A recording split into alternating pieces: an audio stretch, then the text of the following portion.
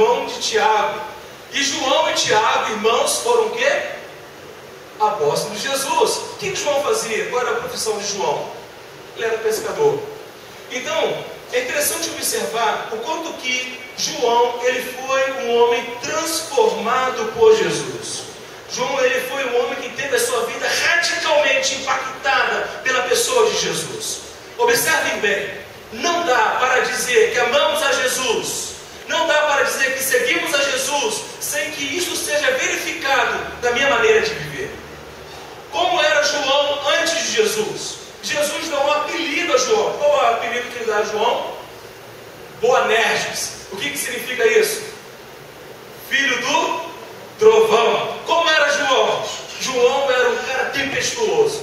João era um cara de posicionamento firme. João era um cara que não tinha meias palavras.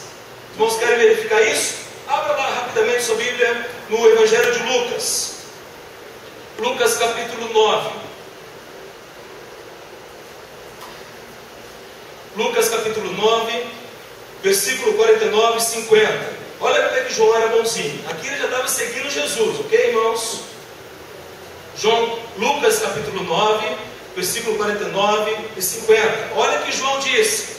João disse: Mestre, vimos o homem que expulsava demônios em teu nome, e nós o proibimos, pois ele não nos acompanha. E Jesus lhe respondeu: não proibais, pois quem não é contra vós é por vós. O que João quer fazer aqui? João viu um cara expulsando demônio, ele se irrita com isso, e ele proíbe o ministério de exorcismo que não era dos 12. Se alguém não estava junto com os apóstolos, não podia fazer isso. João, ele toma uma atitude de querer proibir isso. Jesus, está errado isso. Como é que aquele camarada ali que não é dos nossos e está fazendo aquilo que a gente faz? Esse era João. Um outro exemplo para vocês perceberem mais quem era João. Olha no versículo 51 a 56. O que o texto nos mostra? Os samaritanos vão rejeitar Jesus. Olha ele. Quando se completavam os dias para que fosse levado ao céu, ele manifestou o firme propósito de ir para Jerusalém. E enviou mensageiros à sua frente. Estes foram e entraram no povoado de samaritanos para lhe preparar pousada. Mas os samaritanos o que? Não o receberam. Os samaritanos não quiseram receber Jesus e os discípulos, porque havia uma rixa entre os judeus e os samaritanos. Nem os samaritanos engoliam os judeus, nem os judeus engoliam os samaritanos. Observe mais. Quando viram isso, os discípulos Tiago e João, olha a dupla dinâmica aí, né? Dois irmãos, os irmãos Boanerges, filhos do trovão, disseram: Senhor, olha o que ele pede para Jesus, irmãos: queres que mandemos descer fogo do céu para os consumir? João aqui está novo. Talvez João aqui tivesse os seus 30 anos, não é? Novo ainda, começando a caminhada com Jesus, na juventude. Ele disse: o que a gente manda descer fogo do céu para destruir com essa galera aí? Esse era o João do início da fé cristã. Esse era o João no início de sua caminhada com Jesus. A palavra de Deus nos mostra de maneira muito clara como eram os temperamentos, como eram as características dos discípulos, e o quanto que esses temperamentos, o quanto que a personalidade, o quanto que a maneira de pensar, de sentir e agir foram sendo transformados à medida que eles ouviam o Evangelho, compreendiam o Evangelho, seguiam o Evangelho. João, no começo de sua vida cristã, ele era um homem irritado, ele era um homem de pavio curto, ele é um homem que entrava na briga, ele é um homem que não levava desaforo para casa. Mas à medida que ele foi seguindo a Jesus, conhecendo a Jesus, Jesus foi o quê? Lapidando a sua vida. De modo que já aos seus 80 e poucos anos, aqui escrevendo a primeira carta de João, ele é o discípulo do amor. Ele é conhecido como discípulo amado. Meus amados, o quão isso é importante para nós, porque certamente nós temos que concordar que todos nós aqui temos áreas da nossa vida que Deus está lapidando. Temos áreas de pecado, temos áreas de erro, seja no temperamento, seja no pensamento, seja no sentimento, seja na maneira de agir, de reagir, seja na maneira como nos relacionamos, todos nós precisamos ser o quê? Transformados por Jesus, assim como João foi. Mesmo que espere chegar velhinho, né? Está bem velhinho, para ver as mudanças acontecendo. É prova, porque no casamento hoje, essa cultura descartável que vivemos, sem paciência de esperar, quer se resolver tudo em um dia, uma semana, se divorcia, não soube esperar o tempo de Deus. João já está velho. João já está velho. E João é o homem que foi lapidado por Deus. Nós precisamos, meus irmãos e irmãs, à medida que submetemos a nossa vida à palavra de Deus, compreendemos que Deus vai nos lapidar, que Deus vai nos corrigir, que Deus vai nos ensinar a vivermos uma vida que o agrade. É isso que o texto nos mostra, dentro de todo o seu contexto, da pessoa de João, que é um homem que fala à igreja com muita convicção, com muita certeza. E ele diz, como aquele que é, portanto, uma testemunha ocular. Não é? Então, por isso que ele usa os verbos de maneira muito enfática, mostrando que ele conheceu Jesus, o Jesus de carne e osso. É interessante que essa imagem introdutória de João, esse prólogo que João faz, ele está preparando a igreja para aquilo que ele haveria de dizer. E nós vamos entender ao longo dessa exposição por que ele diz isso, qual a finalidade de dizer o que diz. Então, este é João, que começou a seguir Jesus e a sua vida foi sendo lapidada e transformada pelo Senhor Jesus. Um homem irado para um homem que? Amoroso, não é? Um homem impaciente para um homem que? Sereno. Um homem inseguro para um homem que tinha segurança da vida eterna. O que Deus está fazendo na sua vida hoje? O que Deus está trabalhando na sua vida? O que Deus Ele está tratando em você? Para que você seja um homem, uma mulher, segundo o coração dele. Se você já professa a fé em Cristo Jesus, como discípulo de Jesus, aonde Deus está tratando? Se você ainda não professa a fé em Jesus, se você ainda não tem esperança em Jesus, como Deus está agindo na sua vida? Ainda uma vida distante dele, ainda uma vida de trevas, ainda uma vida de perdição, para que possa reconhecer que somente o Senhor Jesus é o Salvador, é o caminho. Pois bem, esse é o João, o autor do livro. Mas todo livro tem um autor e todo livro tem o seu destinatário. Quem é o destinatário desta epístola, desta carta? Meus irmãos, eu confesso aos irmãos que quanto mais Deus está me dando a graça de aprender essa palavra, mais eu fico. E quando a gente consegue, após a exposição do livro de Atos, a gente percebe a cronologia dos fatos bíblicos. É belo demais, é enriquecedor, é tão bom ser impactado pela palavra. E a igreja a quem João escreve, e João está presente, atuando, sabe qual é a igreja? A igreja de Éfeso. Isso é extraordinário. Aonde João está atuando, aonde João está pastoreando? João está pastoreando a igreja de Éfeso. E quem aqui participou, quem aqui esteve na exposição do livro de Atos, está lembrado como que foi Paulo em sua segunda viagem missionária, querendo ir para Éfeso, para Ásia Menor, mas o Espírito Santo não permitiu. E na terceira viagem missionária ele consegue chegar em Éfeso, ou seja, no ano 53, depois de Cristo. O apóstolo Paulo chega em Éfeso, fica na Ásia Menor. Em Atos capítulo 19 nos apresenta como foi esse trabalho de plantação de igreja. E meus amados irmãos e irmãs, a Bíblia vai nos mostrar que Paulo chegou em Éfeso no ano 52. Ele queria de imediato começar, mas Deus mandou ele esperar um ano. Olha só, presta atenção nisso. No ano 52, o apóstolo Paulo chega. Deus não é o momento. Ele continua na viagem missionária, ele vai para onde tem que ir. No ano 53, um ano depois, exatamente um ano depois, ele chega em Éfeso e começa o trabalho de plantação de igreja. E ele fica 3 anos em Éfeso. E o ministério que Paulo realiza em Éfeso, junto com Priscila e Áquila, e todos aqueles que ali estavam com ele, ao longo de 3 anos, meus amados irmãos, é lindo de ver a palavra nos apresentando que há um grande avivamento em Éfeso. Segundo os historiadores, a cidade de Éfeso, no tempo de Paulo, havia cerca de 300.000 pessoas que habitavam ali na região da Ásia Menor. E a palavra nos mostra de maneira muito clara que todos ouviram o Evangelho da salvação.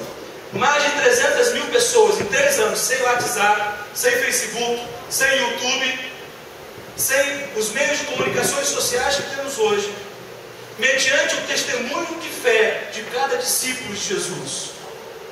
Eles impactaram em 3 anos uma grande cidade, uma grande região, com testemunho olho a olho. Paulo não fez isso sozinho. Nós temos um grande, belíssimo avivamento acontecendo ali. E outra questão extraordinária acerca da igreja de Éfeso, vamos nos lembrar aqui, além deles vivenciarem esse grande avivamento no ano 53 até o ano 56, esse evento que acontece ali, milhares de pessoas são convertidas, milhares de pessoas são batizadas. Outra questão fundamental e belíssima, nos lembremos que a igreja em Éfeso teve o privilégio de receber carta de 3. Primeiro foi de quem? Do apóstolo Paulo. No ano 60, o apóstolo Paulo está preso em Roma, e na sua primeira prisão em Roma, prisão domiciliar, ele manda a carta aos Efésios. Isso ocorre no ano 60, 61. E o apóstolo Paulo, quando escreve a igreja em Éfeso, apresenta que a igreja é corpo de Cristo. Uma carta belíssima, uma carta linda de se ver. E nós temos agora, 33 anos depois da organização. Esse mês é o mês de aniversário da nossa igreja. Quantos anos vamos comemorar? 59 anos, e nós comemoraremos esse ano, dia 24 de fevereiro. Olha só, a igreja de Éfeso tem 33 anos. Quem é o pastor dela? Quem é o pastor dessa igreja? Apóstolo João. Que igreja privilegiada, não é? Imagina, olha, o presidente dessa igreja estava só com paz, irmão, lá em cima. Porque imagina os irmãos que iniciaram aquela igreja, no início da caminhada, ouvindo o apóstolo Paulo pregar, não é? O quanto que aprenderam. E Paulo fala o quê? Dia e noite, não cessei de anunciar o Evangelho.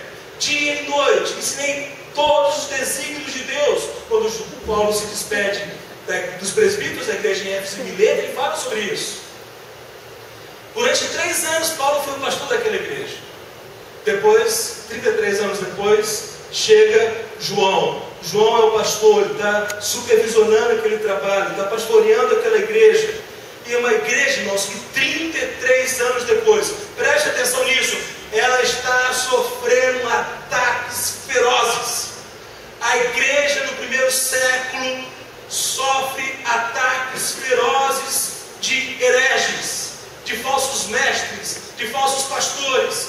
A igreja está sendo bombardeada no ensino equivocado daquilo que vem a ser as Escrituras. Eu entrarei depois em detalhes disso, mas eu quero convidá-lo, abra lá em Atos 20, olha que interessante. E aqui tem algo muito belo acerca de tudo isso. Quando você olha em Atos 20, versículo 29 e 30, é interessante que quando Paulo se despede dos presbíteros da igreja em Éfeso, por isso nossa igreja, nós estamos trabalhando agora com presbitério, vamos começar a partir desse ano a formação, porque a igreja local precisa ter uma pluralidade presbiteral, homens segundo a palavra na condução espiritual da igreja. Vejamos aí, Atos 20, 29 e 30 fala assim: eu sei disso, Paulo falando aos presbíteros, eu sei disso que depois da minha partida, ano 56 Paulo está falando isso, lobos cruéis. Quem são? Lobos cruéis entrarão no vosso meio e não pouparão o rebanho. Atos 20, 29. Versículo 30, acompanha aí. E que dentre vós mesmos, olha só, que dentre vós mesmos se levantarão homens falando coisas o quê? Distorcidas, para atrair os discípulos para si. O apóstolo Paulo diz isso no ano 56. 28 anos depois da partida do apóstolo Paulo, está acontecendo isso com a igreja de Éfeso. Que impressionante. Quando eu paro para reconhecer aquilo que a palavra de Deus diz. A igreja do Senhor Jesus nunca pode dormir no ponto. A igreja de Jesus, ela nunca pode baixar a guarda. A igreja de Jesus, ela nunca pode deixar de olhar para as Escrituras. Como Deus falou para Josué, o quê? Não tem medo que eu sou contigo. Não te desvies desta lei, dia e noite, não é? Nem para a direita nem para a esquerda. Medita nela dia e noite, não é? Medita de noite, não te desvies nem para a direita nem para a esquerda. A igreja de Éfeso, 28 anos depois, está vivendo aquilo que o apóstolo Paulo falou. E meus irmãos, o que é muito sério, que precisamos verificar, que exatamente aquilo que Paulo recebeu, exatamente aquilo que Paulo falou, está acontecendo. No capítulo 2, versículo 18 de 1 João, quem são esses hereges? Anticristos. João está falando. Quem são esses hereges? Mentirosos. Quem são esses hereges? Enganadores. Quem são esses hereges? Falsos profetas. Então nós temos João ao longo de sua carta, ao longo de suas pregações, ensinos, advertindo a igreja, meus queridos, não podemos dar bobeira. Irmãos, agora pense bem, a igreja tinha um privilégio de ter o apóstolo João, que tocou em Jesus, que cheirou Jesus, que caminhou com Jesus. O apóstolo João, aquele que foi discípulo amado, aquele que podia olhar e ouvir Jesus. Nós não podemos vacilar. Que dirá nós, do século 21, no ano 2018? Nós não podemos ser negligentes no estudo da palavra de Deus. Nós não podemos deixar isso como algo secundário na nossa vida. Eu, como seguidor de Jesus, eu tenho que estudar a palavra de Deus, eu tenho que praticar a palavra, eu tenho que pedir, Senhor Deus, tem misericórdia de mim, porque muitas vezes eu conheço e não vivo. Senhor, aonde eu estou dando brecha, aonde eu estou dando oportunidade para que falsos ensinos, modismos, ventos de doutrina venham me conduzir para distante de Ti? Meus amados irmãos e irmãs, nós temos uma igreja que está sendo fortemente bombardeada. E esse ataque que a igreja está sofrendo são de lobos cruéis.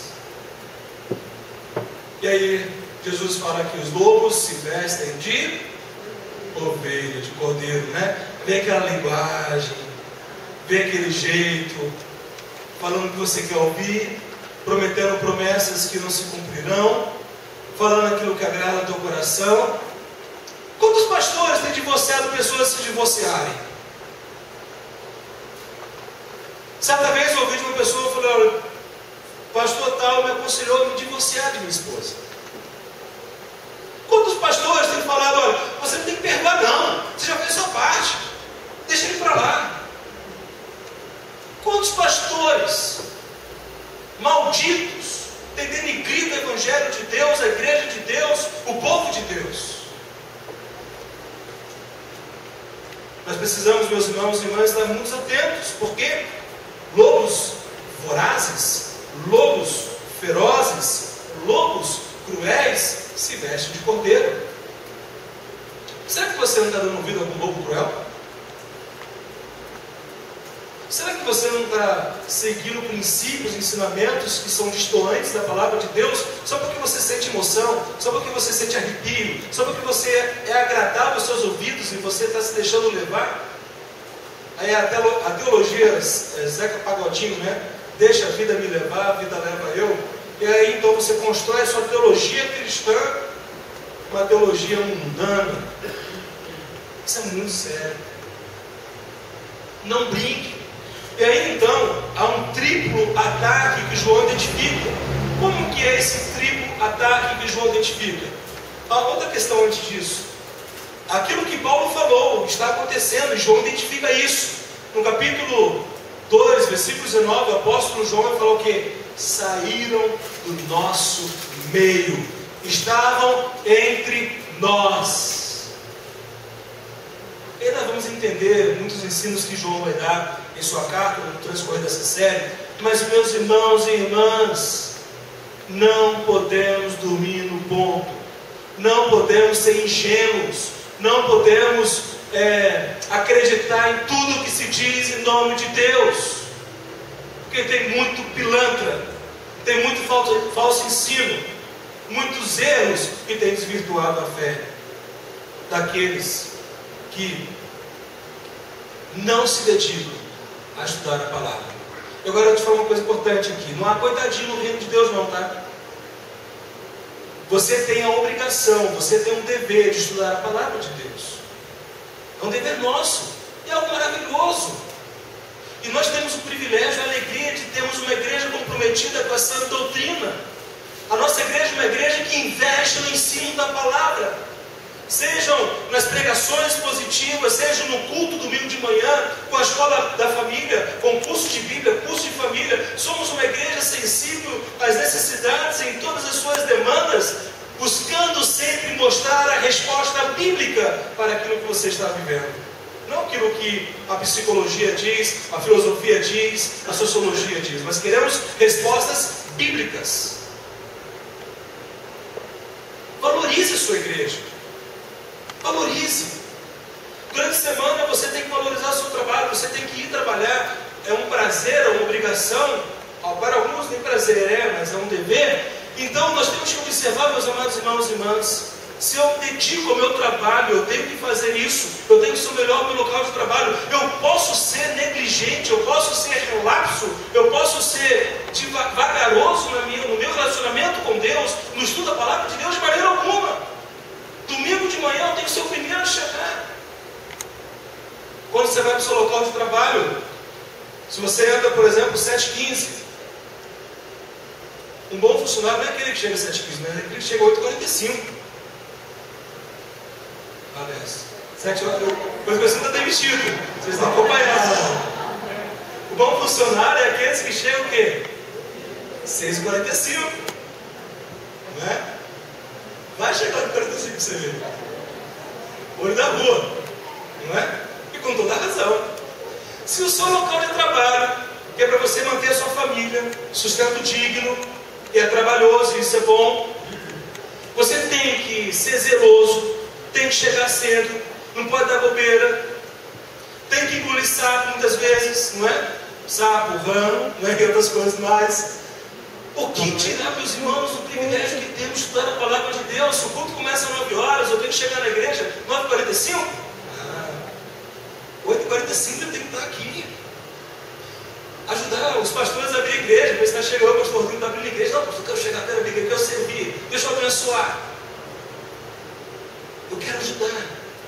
Eu quero ser um instrumento nas mãos de Deus. E meus irmãos, em nome de Jesus, Deus tem nos dado a bênção, um novo ano. Deus está nos dando a bênção. Vivemos uma geração que necessita de crentes de verdade, que vivam o Evangelho de Deus. Sejamos esses crentes que vão influenciar a nossa geração, o tempo que vivemos, pela palavra de Deus. Então, quando olhamos isso, esse triplo ataque, o primeiro ataque que a igreja vive é o ataque doutrinário, meus irmãos. Isso é muito sério. E às vezes a gente vai falar de doutrina, aí eu vou falar, irmãos, precisamos estudar a Bíblia. O que a gente faz? Faz cara feia. Aí a gente quer entrar em alguns temas fundamentais da doutrina bíblica, alguns temas polêmicos. Pastor, isso é muito difícil. É mais fácil ficar no água com açúcar, né? Não quer mergulhar nas profundezas da palavra de Deus. A gente quer tratar acerca da doutrina da eleição. Queremos tratar acerca das doutrinas da graça de Deus. Queremos tratar acerca de temas complexos da palavra. Como é que se reage? Dá trabalho pensar. E é importante porque a fé cristã, ela é uma fé que usa da razão. A fé dá sentido à razão e a razão elucida a fé. Nós precisamos ser um povo que ama e estuda a palavra de Deus. A igreja em Éfeso, ela está sofrendo um ataque doutrinário. Sabe qual é esse ataque doutrinário? Quanto à cristologia, o erro cristológico. No primeiro século, o primeiro ataque doutrinário que a igreja sofre é a distinção entre Jesus e o Cristo. O que isso quer dizer? Para os gnósticos, para o docetismo também, eles faziam distinção. Jesus é uma pessoa e Cristo é uma outra, ou seja, é um espírito. O que isso quer dizer? Que Jesus de Nazaré, ele era um homem comum. Jesus de Nazaré, ele é filho de Maria e José. Maria e José tiveram relação sexual, mediante essa relação nasceu o homem Jesus, ok? Isso que o gnosticismo, junto com o docetismo, ensinava. Ou seja, fazia a separação. Jesus, homem, Cristo, Espírito. O que isso quer dizer? Jesus, ele recebeu o Espírito de Cristo no ato do batismo, e na morte de Jesus na cruz, o Cristo saiu de Jesus. Olha que lezeira.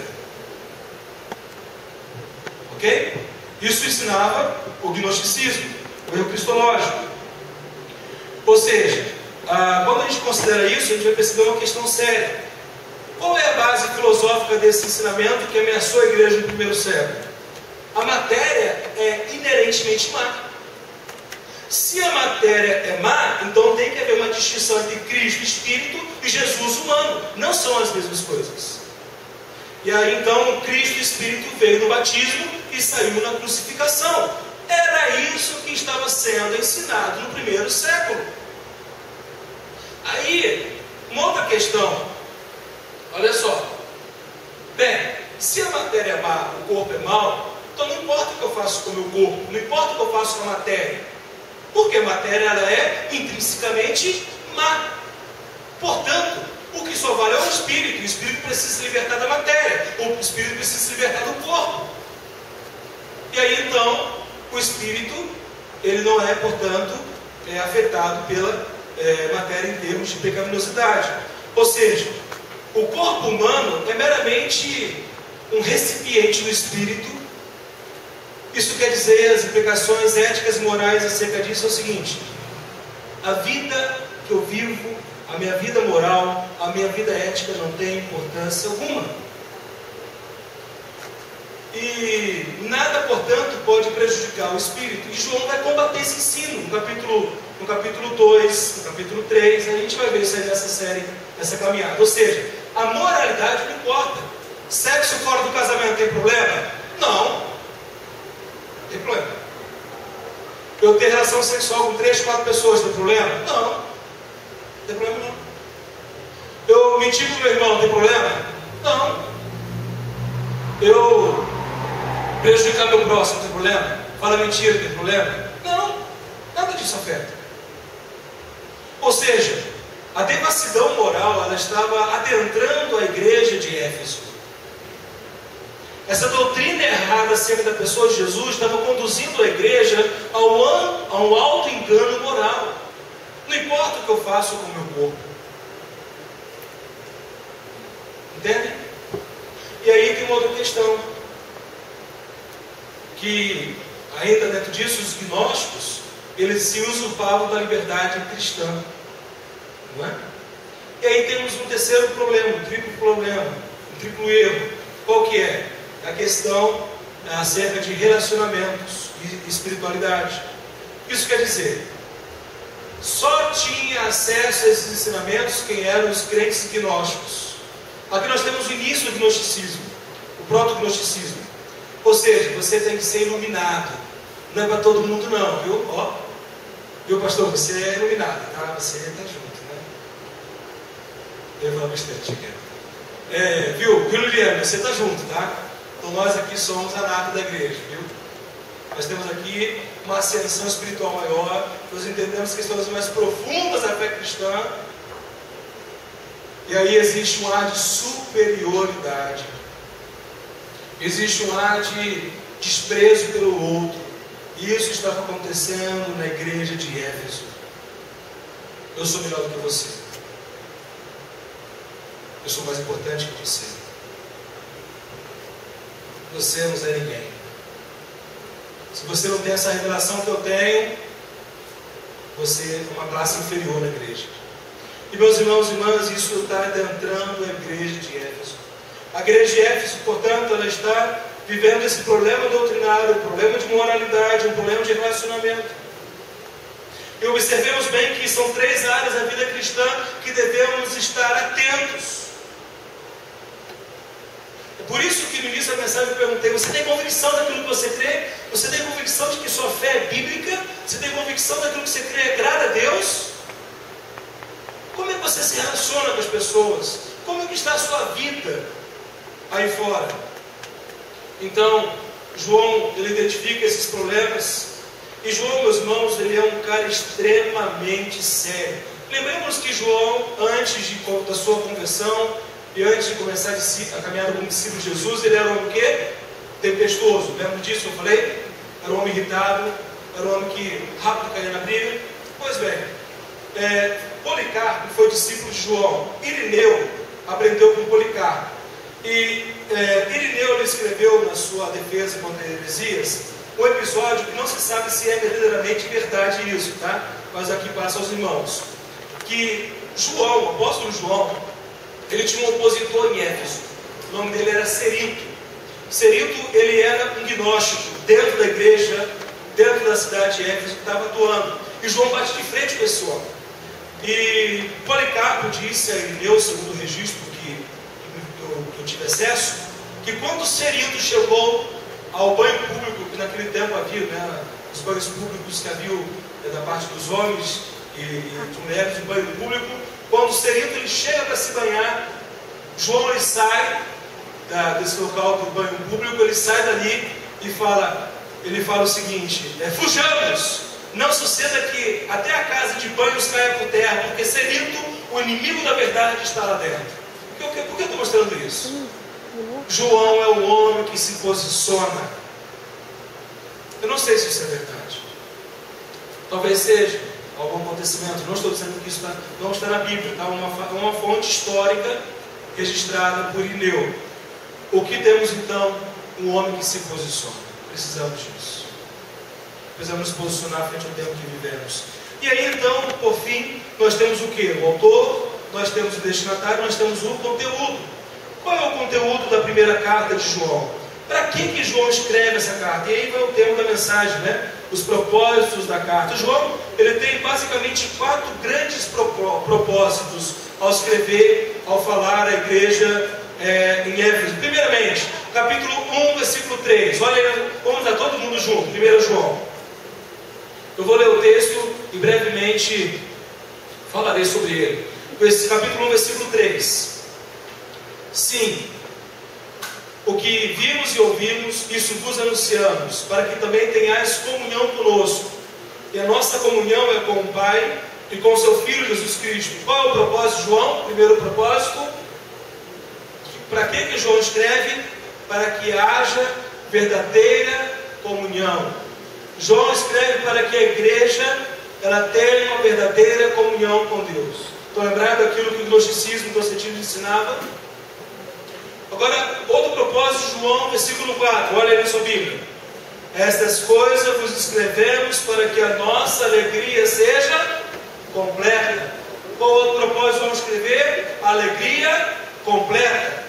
Observe bem, João está escrevendo para que eles tenham comunhão com Deus, uma comunhão verdadeira. João está escrevendo para que eles tenham uma alegria completa. João também, capítulo 2, versículo 1, olha na sua Bíblia. Meus filhinhos, eu vos escrevo essas coisas para que não pequeis. Mas se alguém pecar, temos um advogado junto ao Pai, Jesus Cristo justo. Eu vos escrevo para que não pequeis. Qual o propósito de João? Advertir para não pecarem. Ok? E qual é o quarto e último propósito de João escrever? Capítulo 5, versículo 13. Vamos lá. 1 João 5, 13. Ele diz assim... 1 João 5,13. Eu vos escrevo essas coisas a vós que credes no nome do Filho de Deus, para que saibais que tendes a vida eterna. Para que João escreveu? Para que eles tivessem convicção que mediante a fé correta, mediante a fé bíblica, mediante a fé em Cristo Jesus, eles tivessem o quê? Comunhão com Deus Pai, comunhão com Jesus, alegria completa, não viverem no pecado e o que? Certeza da salvação. Eu pergunto a você tem certeza desses fatos? Talvez você seja uma pessoa religiosa, mas religião não resolve nada. Religião só atrapalha. Você vai ter problema com a religião que a religião causa. Só separação. O Evangelho de Jesus Cristo é o único que une e que salva. Se você não tem segurança da sua salvação, se você não tem comunhão com Deus, se você não tem comunhão com as pessoas, se você é escravo do pecado, se você não tem alegria na sua vida, o que você precisa nessa noite é arrepender seus pecados, é crer em Cristo Jesus. O que você precisa é aquilo que João fala no capítulo 3 do seu Evangelho: necessário vos é nascer de novo. Não entra no céu se não nascer de novo. Se você não nascer de novo, você não vai entrar no céu. Você pode ser religioso, você pode ser crente, falar que é crente, você pode vir à igreja, mas se você não nascer de novo, você não entra no céu. Eu pergunto a você: você nasceu de novo? Nós precisamos, queridos, olhar para a palavra de Deus e fazer testes em nossa vida. Como eu posso verificar se eu nasci de novo? Existem testes, precisamos fazer testes. Qual o primeiro teste? É o teste? Qual o primeiro teste? É o teste doutrinário. Qual o primeiro teste? É o teste? Não foi. Não, o teste o quê? Doutrinário. Eu tenho uma fé correta em Cristo Jesus? Eu realmente creio que Jesus Cristo ele morreu na cruz em meu lugar? Eu realmente creio que os meus pecados foram completamente, absolutamente pagos por Cristo Jesus? Ele cumpriu a justiça, a lei de Deus? Eu verdadeiramente creio que eu morri com Jesus e ressuscitei com Ele? Eu realmente nasci de novo? Eu verdadeiramente sou um discípulo de Jesus ou sou só um religioso? Um curioso da religião? Teste doutrinário. O que nós precisamos também é realizar o teste moral. Eu falo que creio em Jesus, eu falo que sigo a Jesus, eu falo que eu tenho uma fé bíblica, mas a maneira como eu vivo demonstra isso? Eu sou escravo de algum pecado? Eu sou escravo da pornografia? Eu sou escravo da mentira? Eu sou escravo do adultério? Eu sou escravo da fornicação? Eu sou escravo de uma tradição religiosa? Eu sou escravo de uma fé que não é bíblica? Teste precisa ser feito. Outro teste que precisamos fazer é o teste espiritual relacional. Eu perdoo aquele que me ofendeu? Eu perdoo aquele que me machucou? Eu respeito as pessoas como elas são? Eu amo as pessoas como elas são? Eu oro pelos meus inimigos? Como eu trato meus irmãos na fé em Cristo Jesus? Como que eu recebo aquele que vem me pedir perdão? Ou aquele que precisa ouvir de mim pedido de perdão? Como que eu acho? Meus amados irmãos e irmãs, vivemos tempo em que é muito fácil falar. Vivemos tempo do discurso, não é? Vivemos tempo da retórica. Vivemos tempo do blá blá blá. O que precisamos é uma vida coerente com o Evangelho de Deus.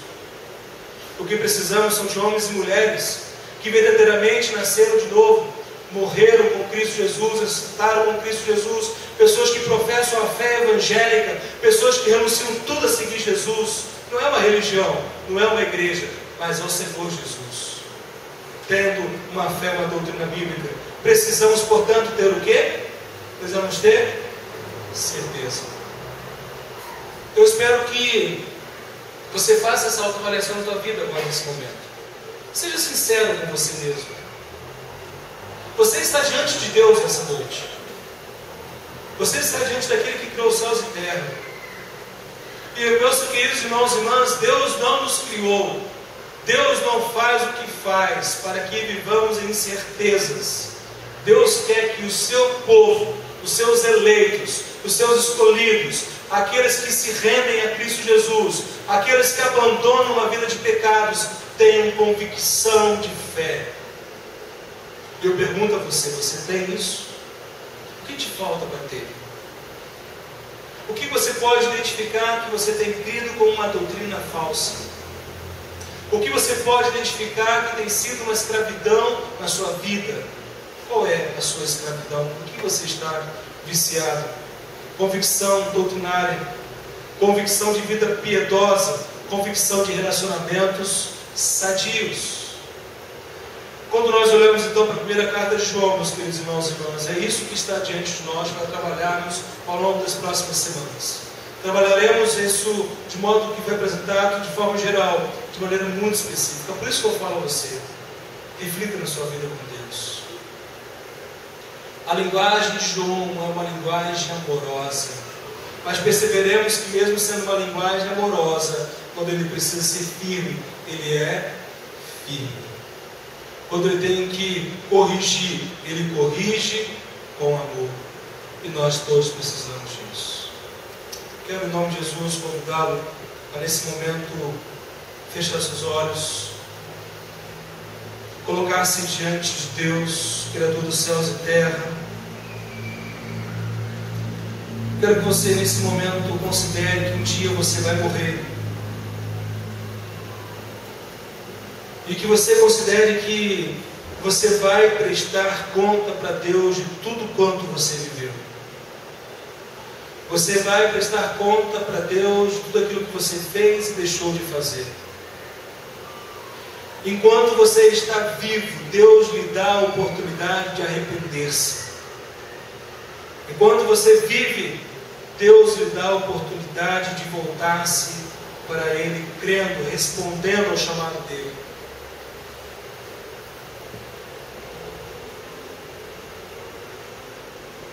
Jesus falou: necessário vos é nascer de novo.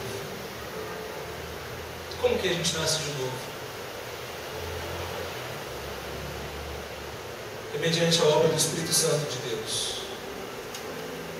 Não é obra humana.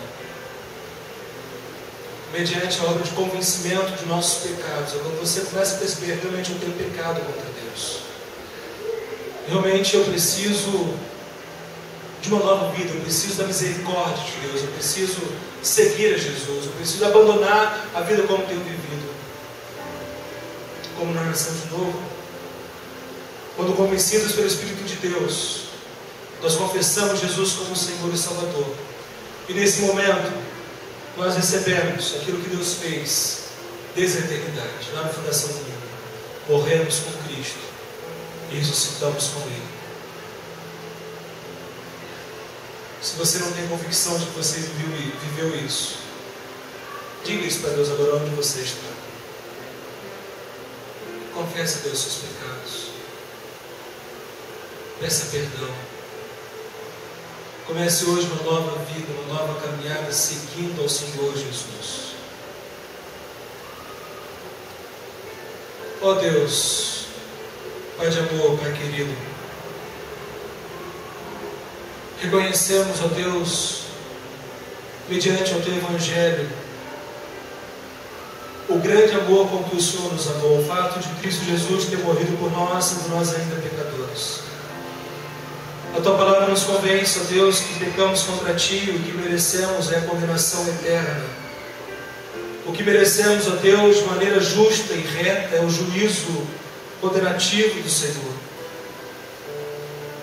Mas Tu provaste o Teu amor, Tu enviaste Jesus Cristo, Ele veio em carne e osso.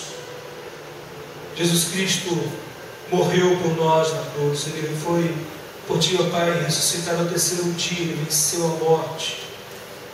E creio, ó Pai, que eu morri com Cristo e com Ele ressuscitei por uma nova vida. Ó Pai, se nessa noite há pessoas que não creem nisso ainda, pessoas que ainda não têm essa fé, essa confiança, que Teu Espírito, ó Pai, venha mover em seus corações, que eles possam arrepender de seus maus caminhos e voltarem-se para Ti, crendo que Tu és Deus perdoador, Tu és Deus misericordioso, Tu és Deus que salva o pecador perdido. Ó Pai, eu quero Te agradecer porque todo o preço já foi pago.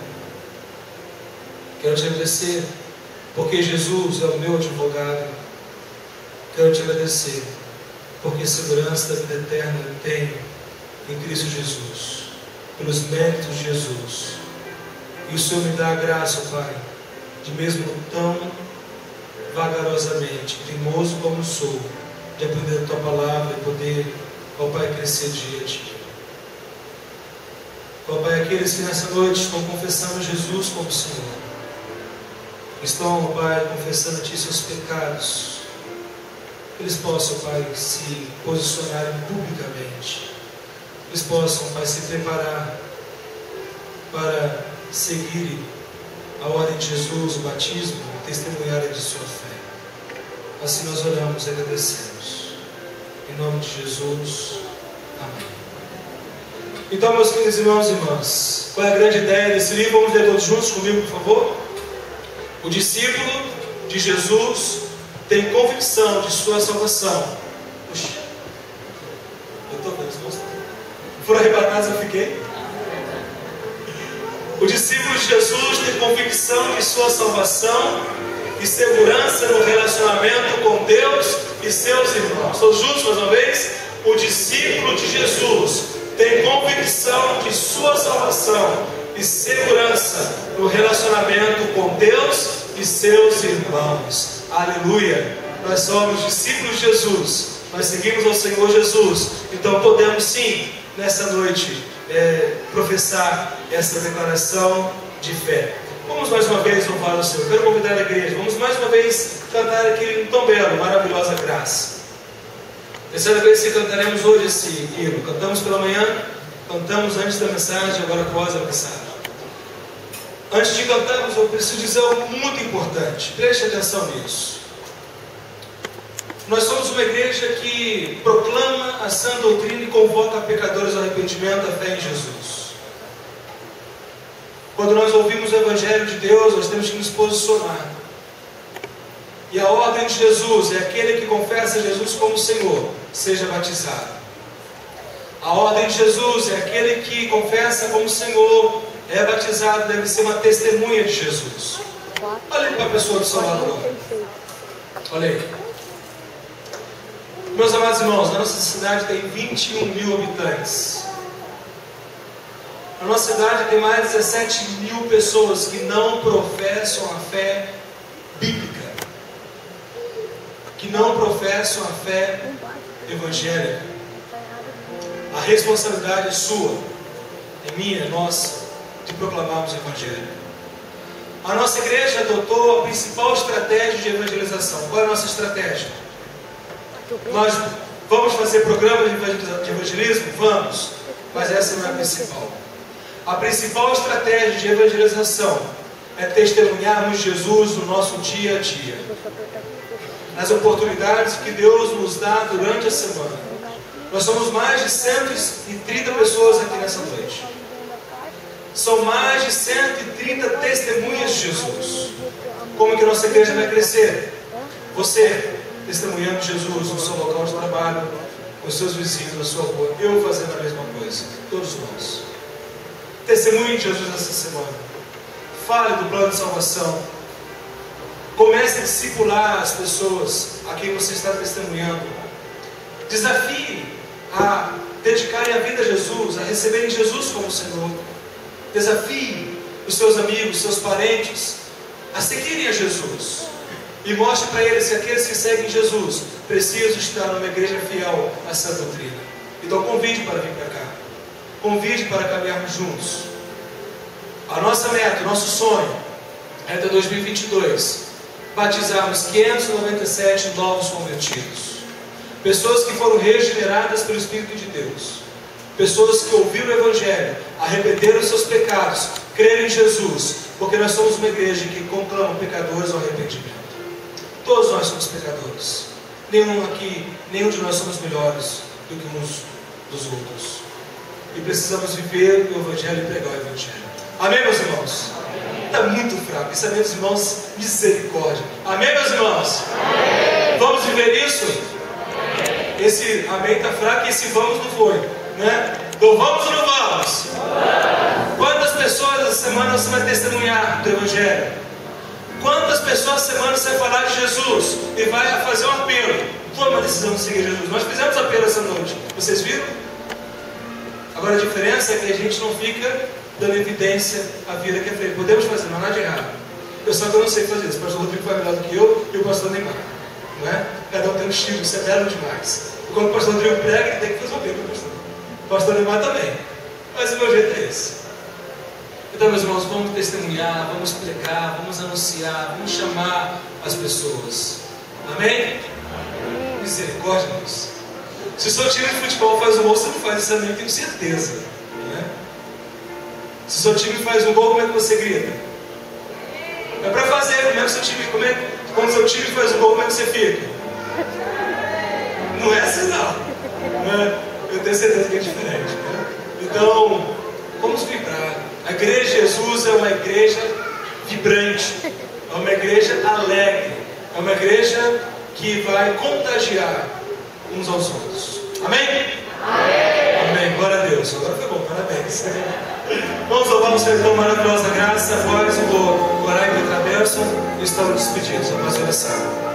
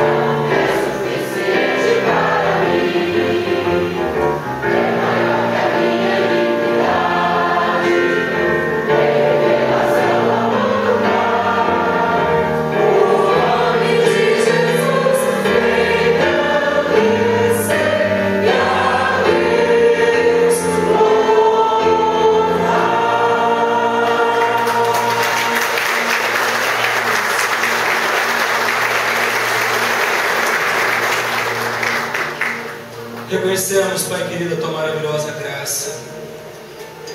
Reconhecemos, ó Deus, que tudo quanto Tu fizeste foi porque o Senhor nos amou.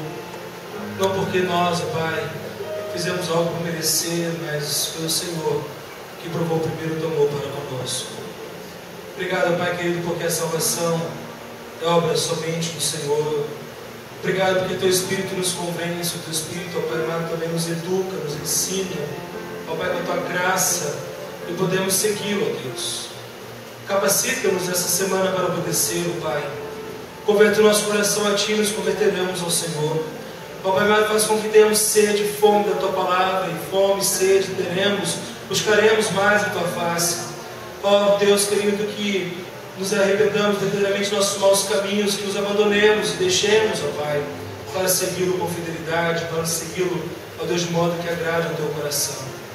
Pai, lançamos sobre Ti, colocamos em Teu trono de graça todas as preocupações que temos, todas as demandas familiares, profissionais, ó Pai amado, tudo aquilo que ao longo dessa semana há de acontecer e nós não sabemos.